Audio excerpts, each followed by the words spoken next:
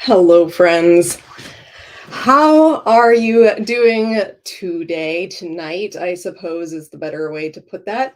I hope you guys are doing well. I know that this was really kind of poor scheduling on my part because I forgot that there's Thursday night football.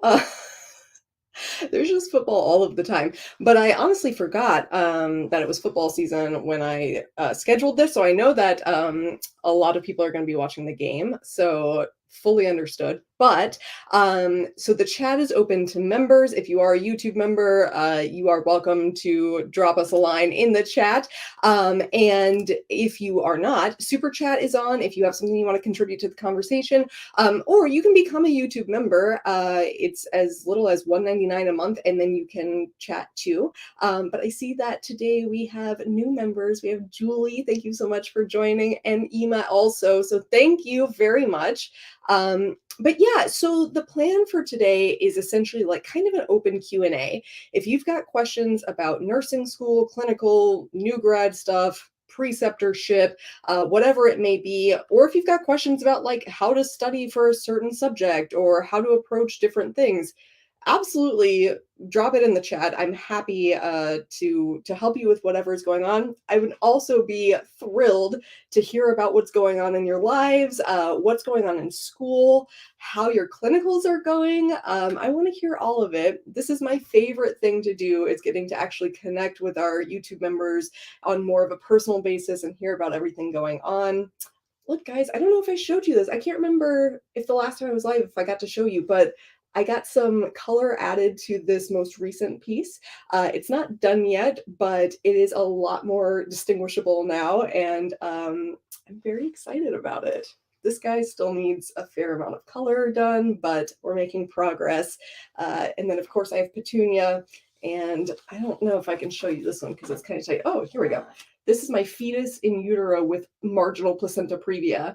I was actually just recording some content for Level Up for an upcoming exciting project, and I was talking about placenta previa, and I was like, I wish I could show you my tattoo because I have probably the weirdest tattoo of all time is my fetus in utero with marginal placenta previa. But yeah, so what's going on? How are you guys? I know that we just saw you for the Dose Calc live launch, Dose Calc course live launch.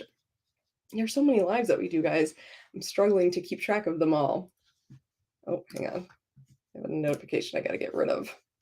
There we go. You guys are awfully quiet for as many of you as are watching. I don't know if that's because none of our members are watching or what, but I'm just going to chat away until we got some questions, comments, concerns. But you guys, we are working on the coolest stuff right now to bring you some more offerings with Level Up. I'm really excited about it. It's stuff that's got me like really jazzed. I feel like the oldest person on earth. But I can't wait for you guys for it to be available and for us to tell you about it. Hi, Sarah. I'm so nervous for my first med-surg exam next week. There's so much to review and I'm having difficulty fully understanding the syllabus. Professor isn't helpful. First of all, I do not miss dealing with the first exam of any class because I always feel like the first exam is the hardest in a lot of ways because you've never taken this class before, you may not have taken a class with this professor before, and that can be really overwhelming. So for med-surg, the way that I think of med-surg is you're going to approach it, it's going to be pathophysiology plus fundamentals plus pharmacology. So it's what has gone wrong and what are you as the nurse going to do about it. So while you're studying, always try to kind of think in that regard of like, okay, what is the issue? What has gone wrong? And what is my job specifically as the nurse to do for this patient? You also have to know a little bit of like the expected care plan, of course, but most especially, and then also like what are the complications if things go poorly. So like let's take heart failure, for instance. We've got heart failure. Okay, I understand the pathophysiology. I know what I'm going to do about it. I also need to think about what could go wrong. How could this become more complicated? So my patient could become fluid overloaded, right? And now we have like a severe fluid overload where we've got to deal with that. My patient could have paroxysmal nocturnal dyspnea, where they lay down at night and then their lungs fill with fluid and they wake up feeling like they can't breathe. What are we going to do about that? So always kind of approaching it in that manner. Obviously, of course, if you don't already have it, the Nurse Squad study card game, we did our best to, I mean, like actual nursing professors and working nurses are on our team writing this stuff. So we did our best to come up with like, what do we think you need to know and what kind of stuff is likely to be asked? And med-surg is the biggest one, I think maybe tied with pharm or peds, but there's just so much content. So try breaking it down into that sort of bucket of what went wrong, what am I going to do about it, and what could further complicate the issue, if that makes sense. Another thing is like, when I was studying for any class, I tried to kind of like group things together so that when I think this, then I think that. So for instance, if I have a patient who is taking digoxin, right? Okay, when I think digoxin, the next thing that I think of is digoxin toxicity, and digoxin toxicity is made worse by hypokalemia. And what can cause hypokalemia? Lasix. So, you know, my patient who is having heart failure and maybe is fluid overloaded might be taking both of those things. I need to monitor that potassium level. So kind of grouping those things together. So if this, then that is also a really helpful way to kind of like study for things, if that makes sense. But yeah, what content are you guys covering right now? Are you jumping into like the heavy stuff like cardiovascular and respiratory, or are you starting off a little easier, maybe with like GI repro stuff? It's been a long time since I took med-surg and I can't remember how my class did it, but it's been a minute. But yeah, med-surg though, med-surg is tricky in that there is so much content, but I also feel like kind of across the board, people focus on, or schools focus on the same disorders with like heavy frequency. So like COPD, CHF, you know, those things are really heavily tested. Diabetes, all of that is really heavily tested. And then there's like some other stuff, but it's like less so.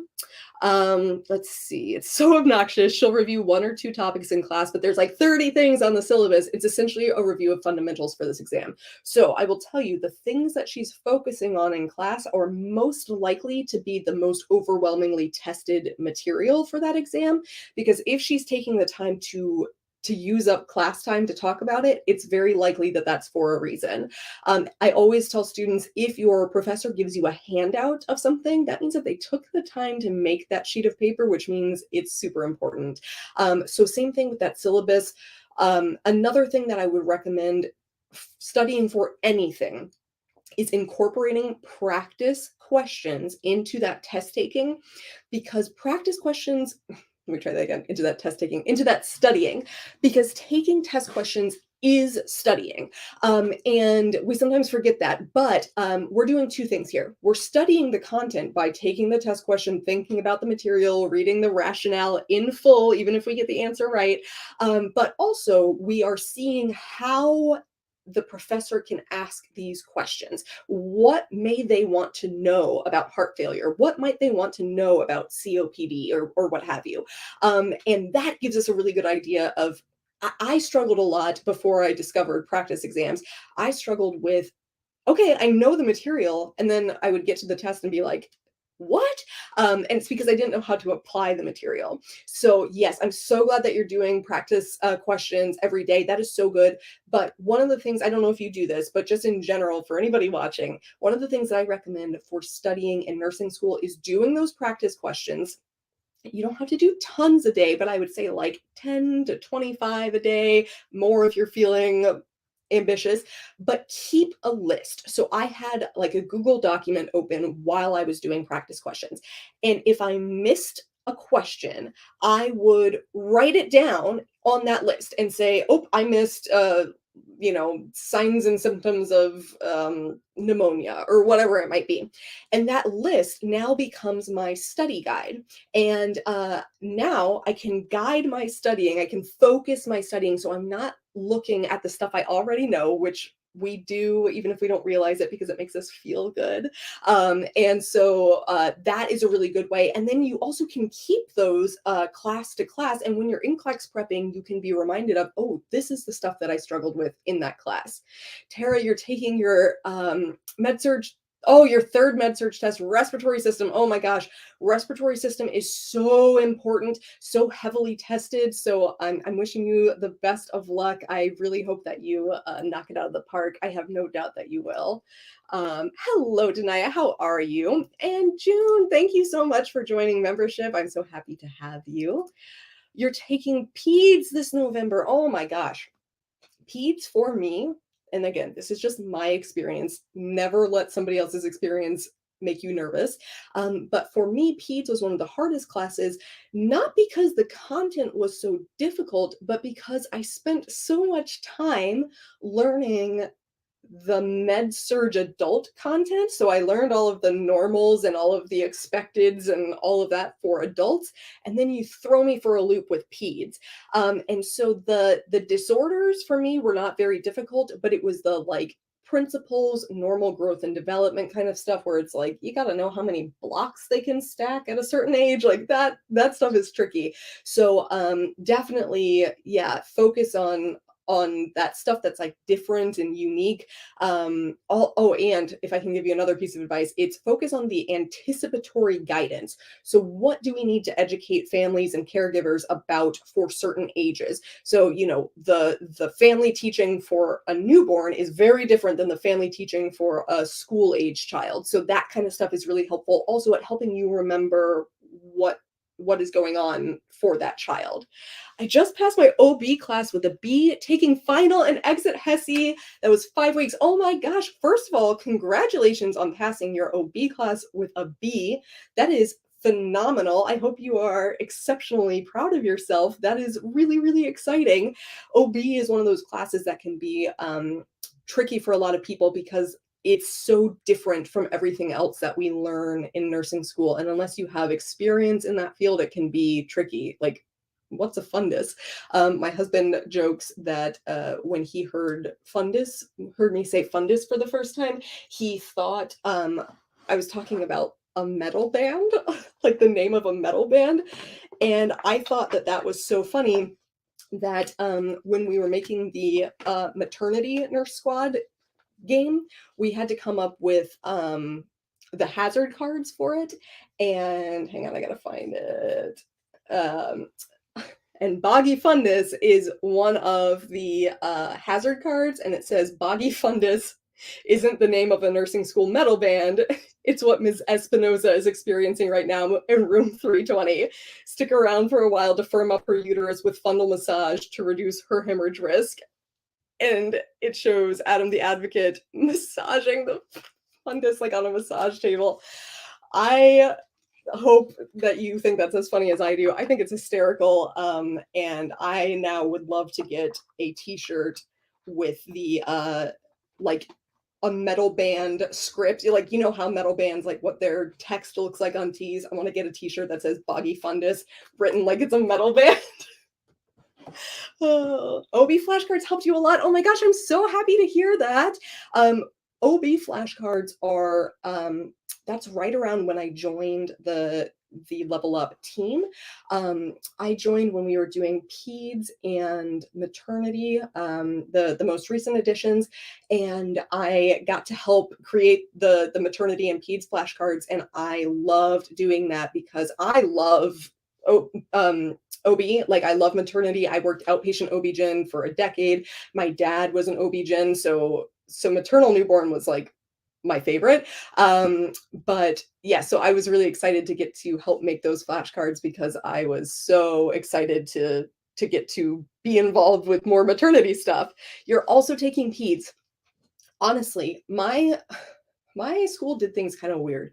We took peds first and then we took maternity, which never made sense to me because it sort of felt like you should do like you have the baby and then we take care of the baby. But there's a lot of overlap between peds and maternity when it comes to things like patient or family teaching, car seat safety, crib safety, safe sleep, all of that kind of stuff. The reflexes are a lot the same. Normal findings in a newborn, is going to be covered in both. So as much as it's frustrating to have to take multiple classes at once, OB and peds going together is actually, in my opinion, a benefit. And if you go to a school where you were lucky enough to take OB before peds, that's a benefit too. I really wish that my school had done that because it was a little confusing. There's a lot of stuff where I was like, what are we talking about? We haven't even had the baby yet.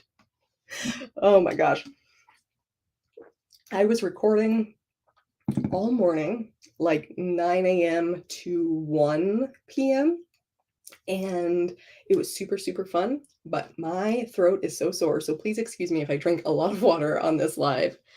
I feel isolated in my cohort. Any tips to survive nursing school on your own? My group had clique groups and I don't get invited to study or hang out together. Oh my God. First of all, I just want to say I hear you and I see you. You are not alone in that.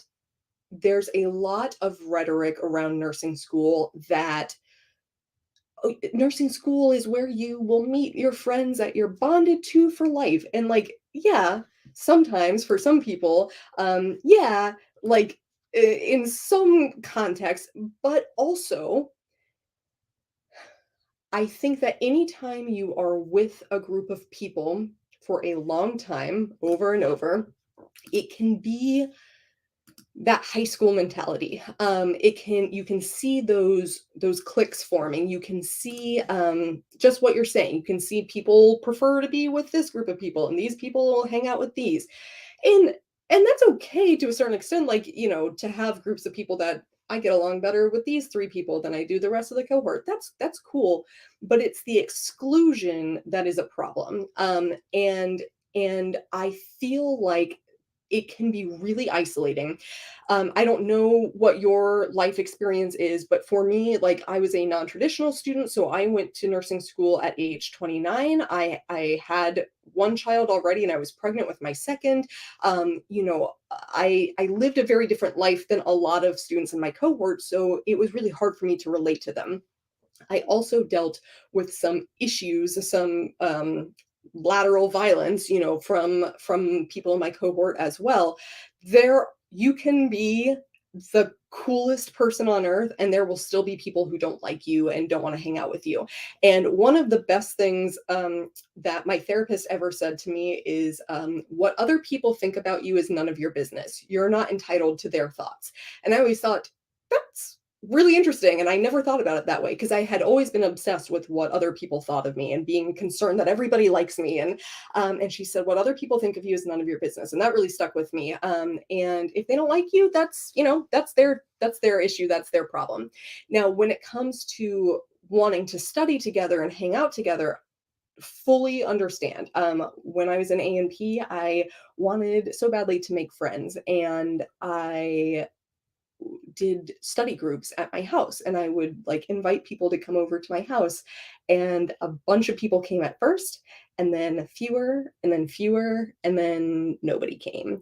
And I was really hurt by that. But also, I know that there's a lot of reasons that people may not want to study in groups. Personally, I found that group studying was actually counterproductive, which is why we actually made the Nurse Squad study card games, is because we know that people want to have group study, but also want to stay on track.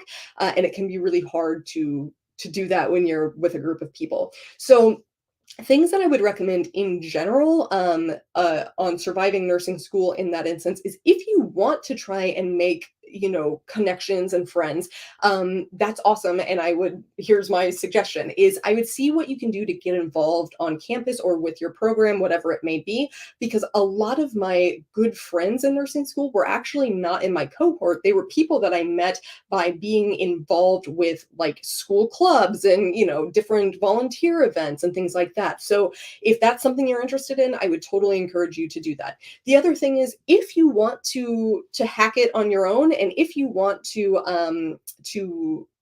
be like, I'm not interested in all of this, I'm just going to make it through, I fully support that too. And I think the most important thing is to have some sort of like accountability partner or something. So even if that's a friend who you just trust and you want to be like, hey, I got to do 20 NCLEX questions today. Can you text me tonight and see if I've done them? That was hugely helpful to me. Or if you can find, there's like a lot of nursing school groups on like Facebook and things like that. So if you can reach out and like find someone who's like, hey, I'm in Ohio and you're in California, but do you want to be like friends and we can be friends on Facebook or whatever it is, and maybe we can text each other and share what we're doing, that sort of a thing would be another good way to survive nursing school on your own without being on your own, if that makes sense. And then the other thing is to look into the resources that your school has. My school had like the Center for Academic Success was the tutoring center. And so I spent a lot of time in there because I was able to focus and study and get through what I needed to get through with professional nurse tutors there to help me as needed. So look into those sorts of resources, but just know you're not alone. There is nothing wrong with you. This is a very universal experience, and I'm just sorry that you're going through it, because I know what that feels like. Yeah. Oh, I'm so sorry to hear that tonight. That is incredibly awful. And I do believe that a lot of the culture of nurses eating their young and lateral violence begins in nursing school.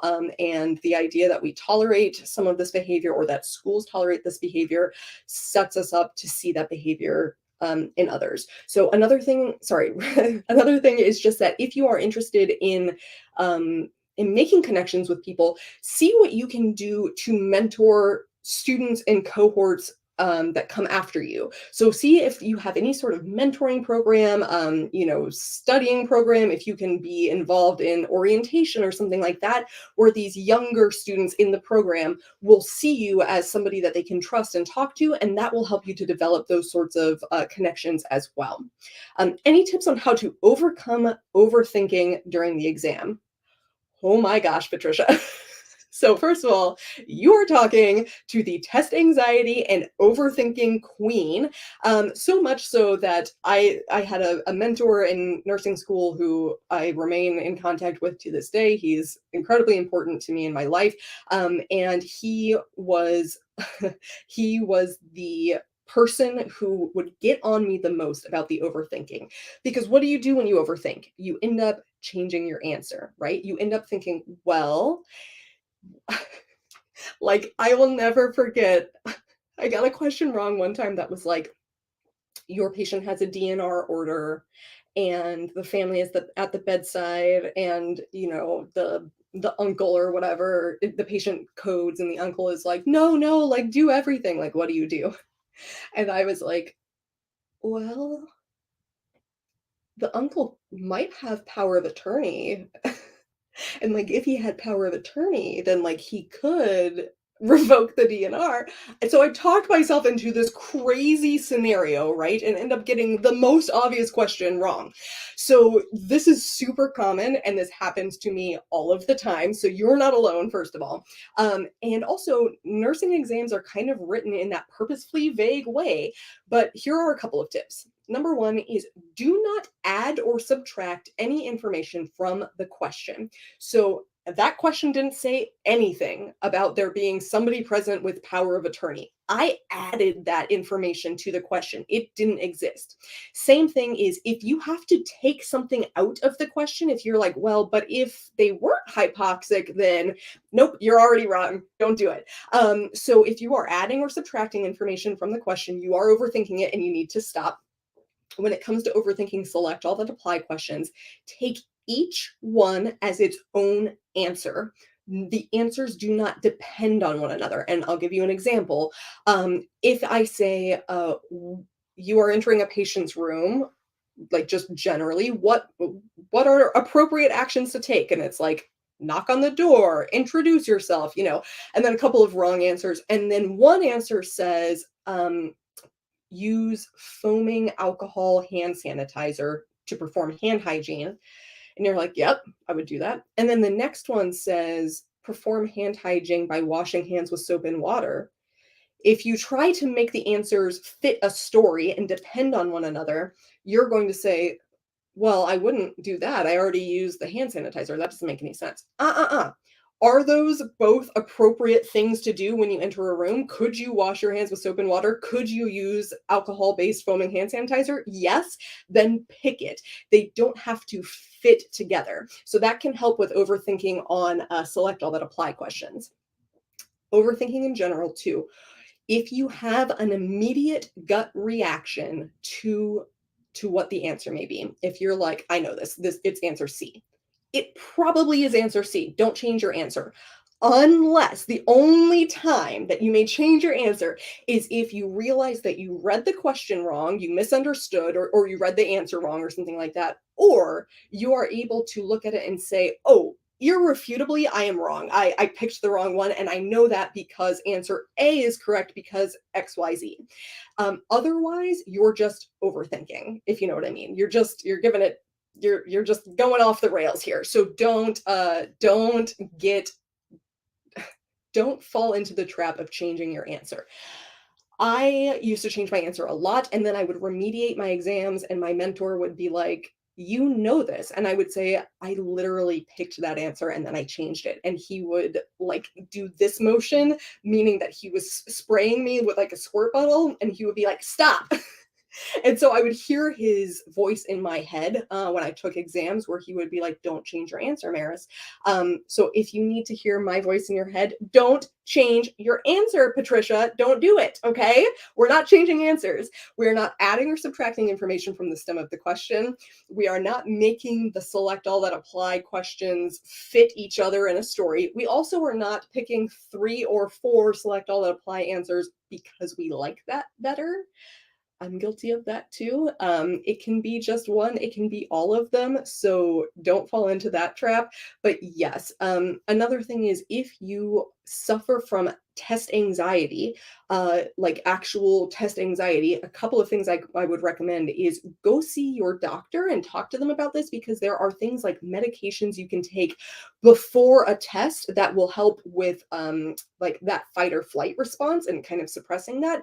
You can also work with your school and your doctor to get an accommodation so that you may have extra time to test or be able to test alone or something along those lines. So if test anxiety is contributing to your issue, get accommodations for it. Take it seriously, and don't suffer needlessly just because test anxiety isn't something that you feel is severe enough to warrant help, because it is. Accommodations exist so that you can be your most successful self. So I hope that makes sense. That's my recommendation. I also, my mentor was very big on telling me to take a deep breath before reading each question and try to answer the question on my own in my head before I look at the answers. And that helped me with overthinking too, because if I can answer it on my own and then I see a matching answer, I know that's the right answer. So yeah, you're welcome. I do have a question. What are your recommendations for studying respiratory and immunology? Okay, respiratory is so incredibly important. You know how it goes. Airway and breathing come first. A and B are respiratory, right? So it's super duper important. So I would say that is one of the body systems that, like, if you have to pick and choose, which is important and which isn't, it's not that the others aren't. It's just that respiratory and cardiovascular are so overwhelmingly important that I would say, like, really focus on those. So with respiratory, I always encourage you to think about, where is the issue? And here's what I mean by that. We're talking about the lungs, right? But there are a lot of different places in the lungs. So we can have like pneumothorax, right, where we have air that is compressing that lung tissue. The issue isn't actually with the lung itself. The issue is that the lung can't inflate. So thinking about where that air is, is something that you might want to think about. And what are the assessment findings? What am I going to do about it? COPD, it's affecting the alveoli. We have these overinflated air trapping alveoli. So that is super duper important to understand. What's the expected finding? What can I do about it? What can I not do about it? Like, they're always going to be a little bit hypercapnic, right? They're always going to hold on to some carbon dioxide, which means that they're always going to be a little bit in respiratory acidosis, but they live there. They function well there. So if I see a patient in COPD in fully compensated respiratory acidosis, I'm not losing my mind over it, right? I'm like, yeah, it makes sense. Whereas if I see a patient with respiratory distress in uncompensated respiratory acidosis, that's a bigger problem. So thinking about where the issue is, what the expected finding is, and what the unexpected, the complications are, right? So that is very important. Same thing with like COPD, again, coming back to that, is we expect them to be a little hypoxic.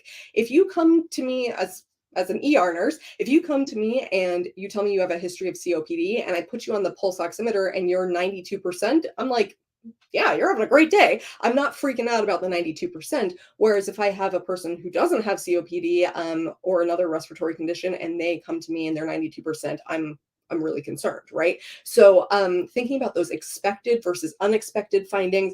And then again, I just cannot over stress how important it is to make those practice tests part of your studying. You've got to know what they are going to ask you about these disorders, because you're right. It's so much with the meds, the treatments, and the interventions. You are 100% correct. So work smarter, not harder, and figure out what it is that they want you to know by taking practice questions. And again, keep that study guide, focus on what am I missing over and over, and make that your study guide. You don't need to study the stuff that you know, you need to study the stuff that you don't know, which seems obvious, but we like to study what we know because it makes us feel good because we know it. So yes, do practice questions, keep a list of what you're missing, use that to guide your studying and review and your further remediation. And then, check out our Level Up RN YouTube videos on disorders. I always feel like hearing multiple people say the same things in different ways is very helpful. So if your professor says it one way and you're like, I didn't fully understand that, go watch the Level Up video and see if Kathy or I say it in a slightly different way that you're like, oh, that makes sense. That kind of a thing is overwhelmingly helpful. I don't recommend re-listening to a lecture. If you didn't understand it the first time, it's the same words again. You don't get to ask questions and things like that. So use your time more wisely. Seek out other resources to hear multiple people talk about the same things in different ways. I was doing a review session with my professor and I kept answering her question. And then after the third response, she told me to shut up. She could have said, can you give someone else a chance? Wow. Yeah. So 100% that is inappropriate. It is not acceptable for a professor to tell a student to shut up. And I think, what you do about it is really up to you. If you want to just let it go and move on, like that's your call. I would feel really uncomfortable with that, and I would feel really uncomfortable returning to that class. If you feel comfortable with this, I would suggest reaching out to that professor, asking to set up a time to meet with them, and just be like, hey, listen, you're right. I was participating a lot in class. And I totally understand that, in the future, I need to watch that and give other people a chance. It was really upsetting to me when you told me to shut up. I just wanted to, clear the air on that and like see what we can do about moving forward. If it does not go well, or your professor is rude to you in some capacity after that, that's when I would then go to like the dean, because that's just not acceptable. Additionally, you're an adult who's paying tuition to attend that school. Like that is just not okay. Like that's just not okay. And you have to remember that you are also a customer, you're a consumer as well, because you're paying a lot of money to get this education. So that's fully unacceptable. And again, it's up to you if and how you want to deal with that, but that is probably what I would do. Tiana, thank you so much for joining membership. It makes me so happy to see all of these new members. I'm currently in complex adult health at Chamberlain. And I feel so all over with this course. Girl. Same. That was my experience too. I feel as though I don't know how to properly prepare for exams. 100% heard, because same. I was so ready for complex. I was like, I'm gonna get in this, like I'm gonna do so great, and whatever. Because I've done med-surg, and I like whatever. Oh my God, I could not have been more wrong. I will never forget my professor giving us the lecture on like mechanical ventilation. And after the class, literally, I was like, what? Like, what just happened? I didn't understand any of that. And what I had to do in that specific instance was I actually reached out to like my friends and stuff. And I was like, do I know anybody who's like a respiratory therapist or works with ventilators or whatever? Like, would you be willing to give me some of your time? And I actually, as it turns out, have a friend who's an anesthesiologist, and he was like, hey, I'll FaceTime you. And so I FaceTimed with him for like 20 minutes, and that man made mechanical ventilation make sense in 20 minutes in the way that my professor couldn't in 3 hours. So first is use your resources. While you are at clinical too, this is another thing that I did with complex, is I would ask for patients, if possible, whose diagnosis or treatment or whatever matched up with the things that I didn't understand. So when I went to clinical after hearing that mechanical ventilation lecture, I was like, can I have a vented patient, please? And then, you know what I did all clinical shift was ask questions of the nurse and the respiratory therapist. What is this? Why are they on this? When would they be on this? How do we know if they need more like all of that stuff? Because they really are the experts, right? They're the ones who are doing it at the bedside every single day. So using your resources in that way, talking to your clinical instructor, I had the most incredible clinical instructor for complex. I was very fortunate. And we all went to clinical that next week, and we were like, please help us. We don't understand anything about vents. And she was like, I got you. And she literally made us a little PowerPoint presentation and sent it to us and stuff. It was very helpful. But in my experience, what you needed to know for complex was you've got to be able to understand like the big, bad, and the scary, right? The really bad stuff, respiratory distress, ARDS, respiratory failure, people in different types of shock. Like we know the stuff about like the medium bad, right? You got to know the big bad and the scary. And then you got to know the stuff that happens in the ICU, like hemodynamic monitoring, ventilator settings, that kind of a thing. So I would really focus on that. The frustrating part is that there are not a ton of resources available specifically for critical care or complex adult health.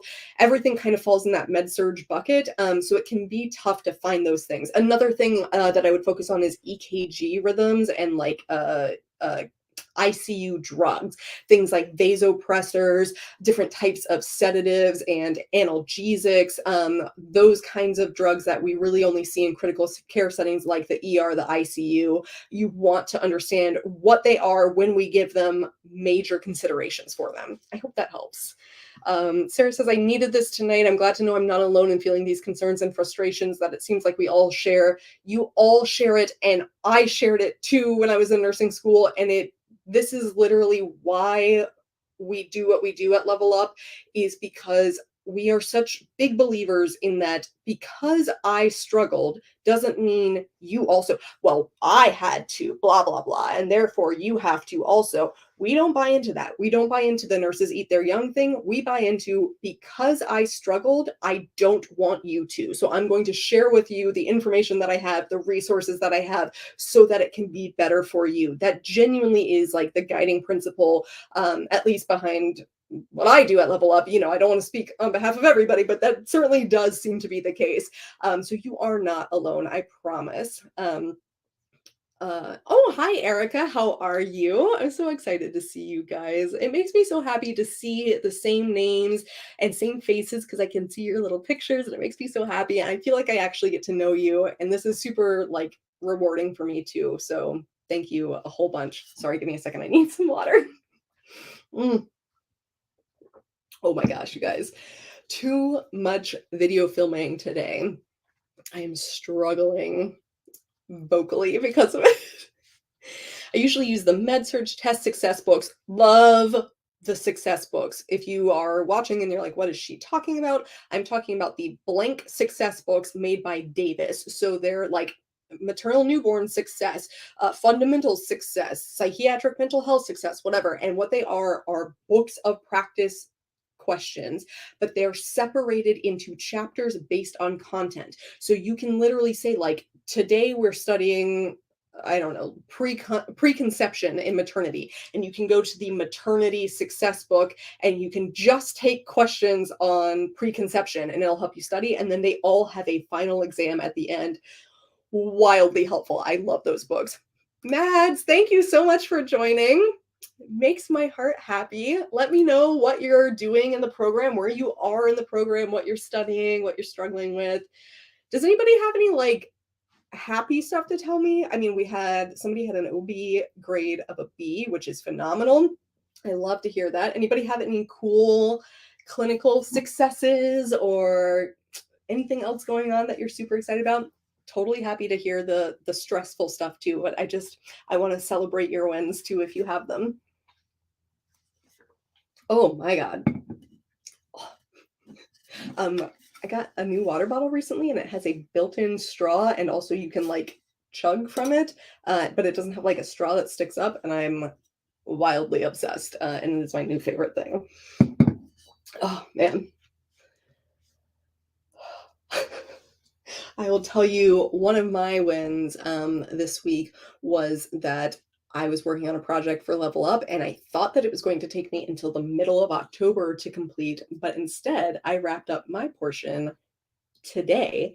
And I was super excited about that because, first of all, I got it done quicker. And then, second of all, I don't have to have that project looming over me anymore. So, yay. Oh, June, I saw C-sections and an apneic spell on a NICU baby. I want to work in NICU. That's amazing.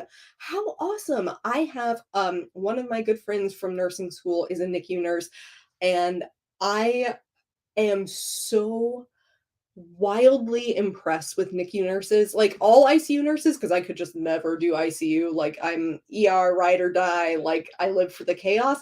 But NICU in particular, I have such overwhelming respect and a healthy amount of fear of NICU nurses because the idea that you're doing all the same stuff we do, but on these teeny tiny little fragile infants. Oh my God. I don't have any bragging rights when I get a tricky IV now because y'all are starting IVs in like arms the size of my little finger.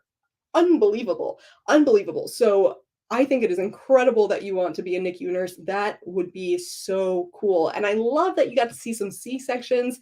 I had 2 C-sections myself.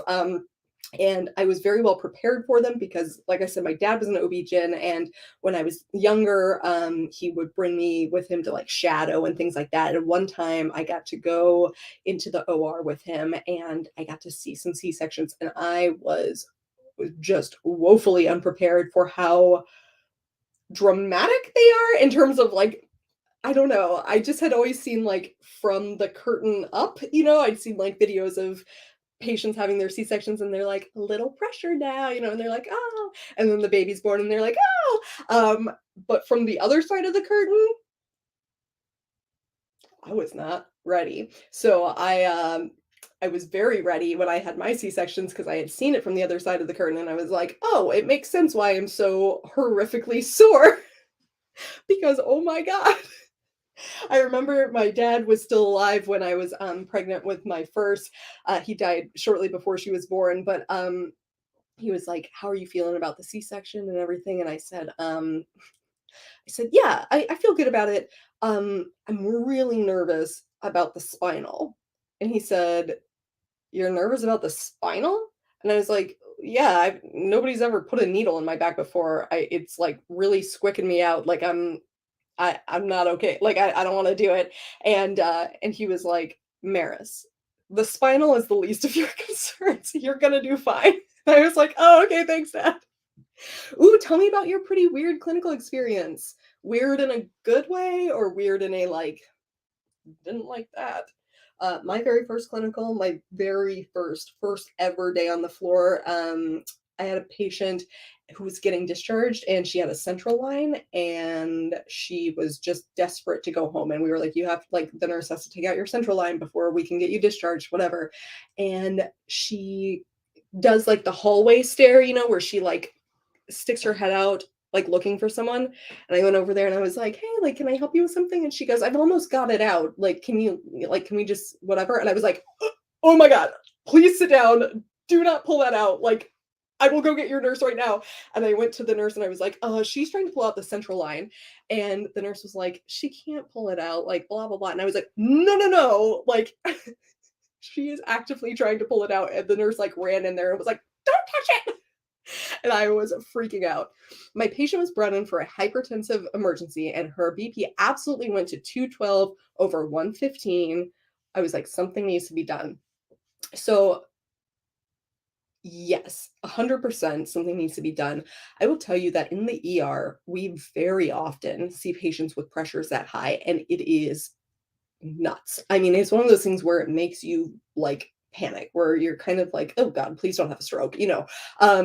But uh, yeah, that is very scary. Blood pressure that when they're having like a true hypertensive emergency, that makes me so nervous. And here's a tip too, for when you are working in clinical practice.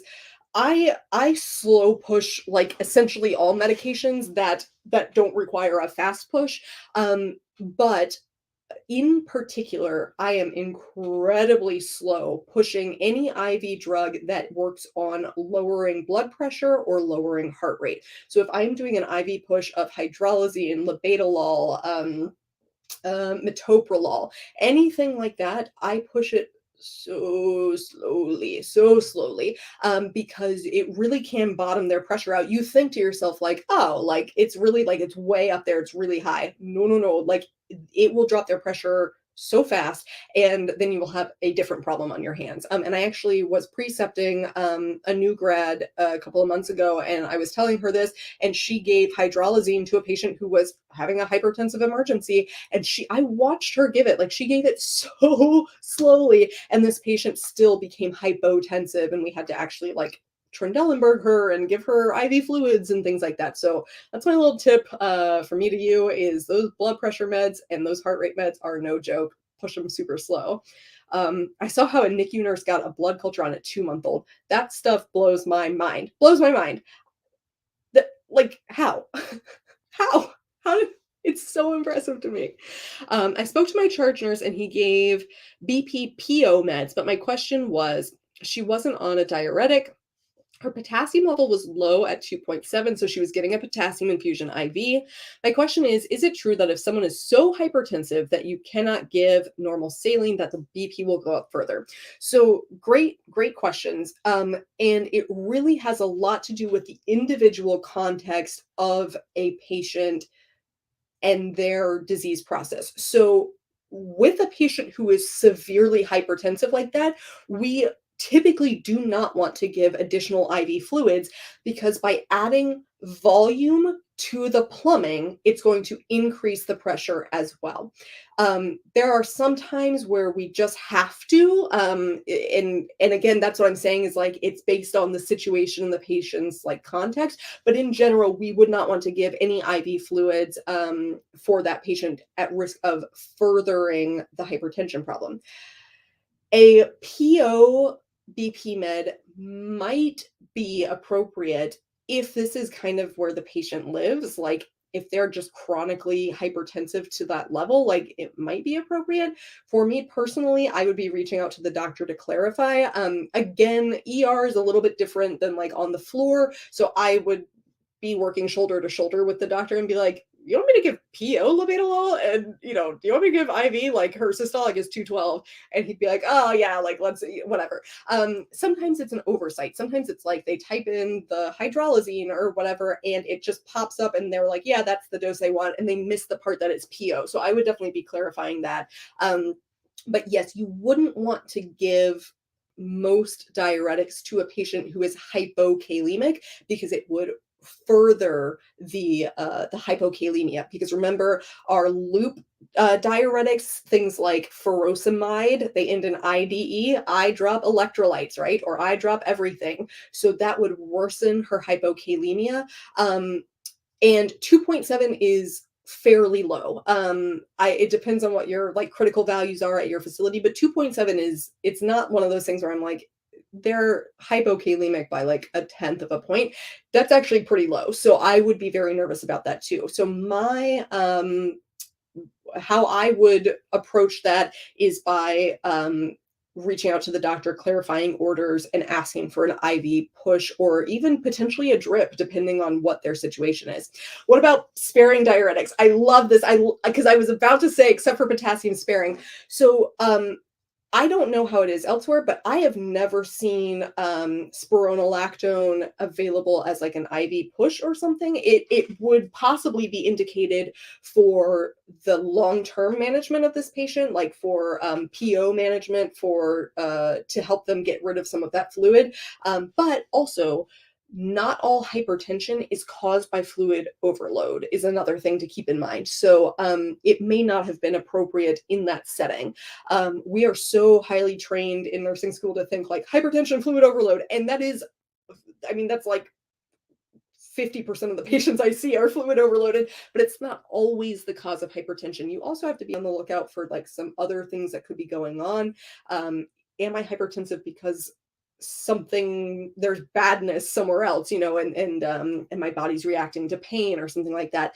Got to pay attention to those things. But spironolactone could be indicated, but also it's not going to work to treat the blood pressure rapidly either. So that might be something that I'm like reaching out to the doc to be like, "Hey, do you think we could add this to the regimen?" But in terms of the like immediate management, it's not going to be like super powerful. I love that you love pharm though, because I also love pharm. I did not love it when I was taking it. I was really overwhelmed and like confused. But when I was studying for the ATI CMS exam in pharmacology and I got to do that self-directed study, oh my God, I was enthralled. I felt like I finally understood it. I put the pieces together and I was like, it all makes sense now. And I love pharm to this day. I get really geeked out about it. I wrote the questions for our Nurse Squad pharmacology deck because I love pharmacology so much. So it makes my heart so happy to see other people who love it, because usually people are like, "I hate pharm," which I get it. I also saw a transesophageal echocardiogram and heart cath. Oh my gosh. Transesophageal echocardiogram means, so if we can do a transthoracic echocardiogram where they use the ultrasound transducer on the chest to look at the heart, but transesophageal means they're putting a probe down the esophagus and looking at the heart from inside. Fascinating. It is so cool. I have never gotten to see one in real life. That is like the coolest thing. I love that. I love that.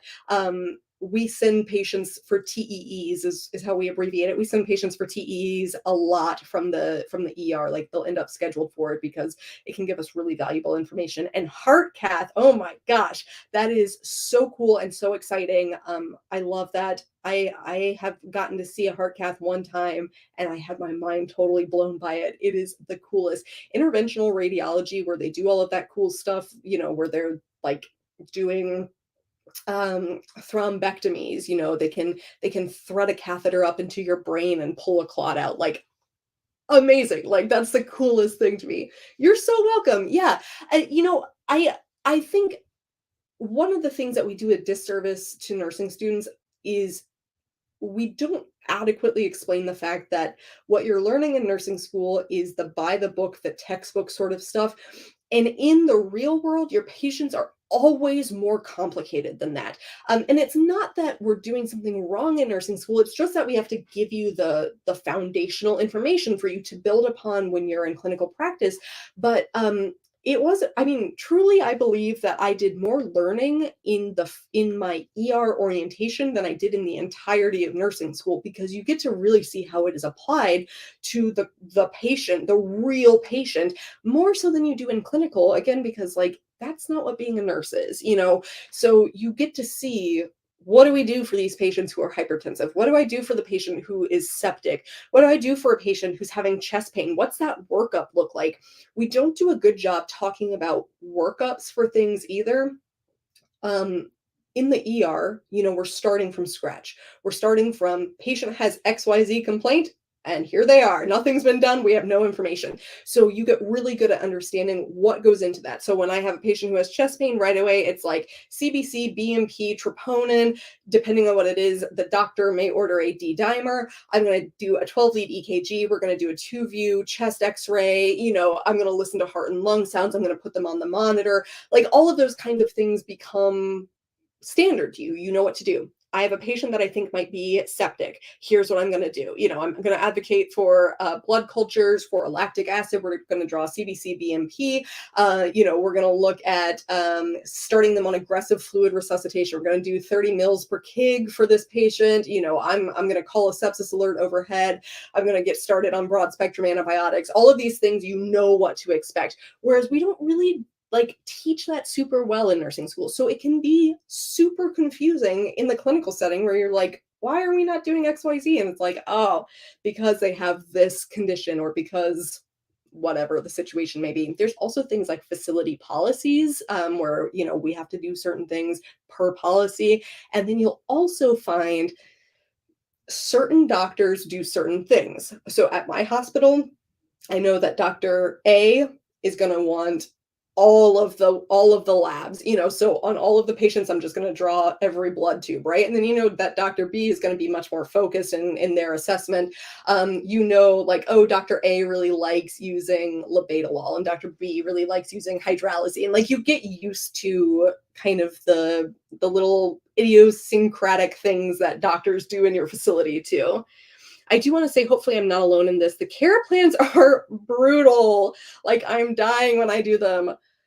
Yes, you are not alone in that. Care plans are meant to help you think through the patient's scenario and help you think about possible complications and like stuff to be on the lookout. But oh my God, that is not what it's like in the real world, right? I never have to give somebody my top 3 nursing diagnoses and set SMART goals. I mean, some nurses do have to like set SMART goals and stuff, but in the ER, I'm not doing that. But all of that stuff is just like not what it's really like, you know? So just the one thing that I can say, and I want to say this about most things that you experience in nursing school, is it's usually pretty contained to nursing school, whatever the thing is. So I hated clinical, and I have no shame in telling you that. I always felt like I was going to summer camp. It was like the 10 campers and the 1 camp counselor, and we're all just like, you know, can I go to the bathroom? Like, you know, I just always felt like we were little ducks in a row, and then I couldn't really do anything, and I hated it. And one clinical, I cried on the way there and I cried on the way home every time. And the best thing somebody ever told me was the nurse that I was working with in clinical, one time she was like, being a nurse is not like being in clinical. Like, this is not what nursing is like. Because I was for sure having that, like, did I pick the right thing? And she was like, this is not how it is. And 100% it is not how it is. So take advantage of clinical, see everything you can see, help with everything you can help with, you know, get your hands dirty, do all that good stuff. But if you don't love it, that's not what being a nurse is. So don't panic. Same thing with care plans. That's not what being a nurse is. My OB teacher made us do a 50-page paper, 2-page essay before clinical. What? Concept maps, SBAR paperwork, and 50 drug cards in 5 weeks. and none of it was for a grade. Oh my God, this is giving me palpitations. Oh my God. I am so sorry. That sounds horrific. Um, wow. Wow.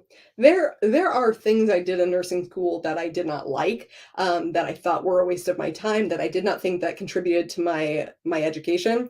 There were things that I did not like doing, but that I knew were the right thing to do, like that, like I hate doing this, but I'm sure that it's actually helping me. Doing things like drug cards, for instance, is helpful, if you have to do them. Again, we have flashcards for you if you don't want to do them yourself, because I do not blame you. But there comes a point where it's like, is this just busy work for the sake of busy work? Don't love that. Really, what is this contributing to my education? I am so sorry. That sounds terrible. I would rather take exams every single day than doing care plans. Co-signed. Amen. I am the president of that club. I would so much rather take exams and do care plans. Oh gosh, I'm in OB next quarter and I'm so nervous, but also so excited. I loved OB. Again, I'm a person who already liked OB. That was my experience, but I think it's fascinating. I think it's so interesting and so different from everything else. I really love OB, and I hope you do too. Preparing for OB clinical, yes, 100%. So you may or may not be in a labor and delivery unit. You may end up in a postpartum unit. It just kind of depends on what your facilities are like. Some places don't want students in actual labor and delivery, and some are like, yeah, come on. So if you are able to, if even if you're in the postpartum unit, if there's an opportunity to shadow and see something, like I know I had someone who's in a postpartum unit, and they one time got to go with the postpartum nurse who was the neonatal assessment nurse, meaning that a postpartum nurse goes and assesses every baby at the bedside. And so one of the students was like, can I come with you and see that? So take any opportunity to shadow like that. Get comfortable with doing the newborn assessment, with assessing those infants, because it's unlike anything else you'll ever do. You can't communicate with them. You can't rationalize with them. You have to learn how to work around them because they're kicking and flailing and all that stuff. I got to do a preceptorship at the end of my nursing school career in a postpartum unit on night shift. It was the coolest thing I've ever done. I learned so much. And the thing that I found out was that assessing newborns was really difficult for me. And so I did as much of that as I possibly could to get better at it. But yeah, just take advantage of every single thing. Listen to the patient teaching. If you get to be involved in an admission or a discharge, be at the bedside for that, because that's where they do the really good patient teaching of like what to expect and like car seat safety and all of those sorts of things. And here's the normals and here's the abnormals in your own recovery. That sort of stuff is going to help you overwhelmingly for your exams too. So yeah, I hope you love it as much as I did. She then made us do corrections. Oh my God. And if we did not get 95% or higher, she can fail us for clinical in class. Oh my God. I'm going to keep my thoughts to myself. But all I want to say is you have all of my love and support, and I am with you in solidarity, because that sounds horrific. So it's actually 9 o'clock now, or it is here in Ohio, but depending on wherever you are. So I'm going to go ahead and hop off because I've been recording so much today and my voice is giving out, but this was so much fun. Thank you so much. And thank you to everybody who joined, all of our new members. It makes my heart so happy to see you, to get to know you. Be on the lookout. We're going to be announcing the October lives very soon. We will, of course, have happy hour. I will do, I'm going to do some office hours again. I think I'm going to do maybe like a themed one, but I'm just always happy to hang out with you guys. I love hearing the questions you ask. I love hearing the things that you have to share with me, successes, struggles. I am here for all of it. Thank you for trusting me enough to share all of this with me. It really means a lot to me, and I'm just so happy you're here. I hope that you had a good time hanging out with me. I hope that your studying this week is not exhausting. And just know that I always have your back. Everybody at the Level Up RN team has your back, and we are always thinking of you. And Thanks for studying with me. I will totally be thinking of you for your first exam on Monday. Please let me know how it goes. I want to hear. You're gonna rock it. I'm so excited for you guys. This stuff is really tricky, but what comes after is so amazing, and I hope that you are able to deal with the not so fun parts to get to the really exciting stuff. You're so welcome, Matt. Oh my gosh, trach practicum on Tuesday. Okay, Monday and Tuesday, I'll be thinking of you. All right, friends, have a good rest of your evening. I will see you next time. Bye.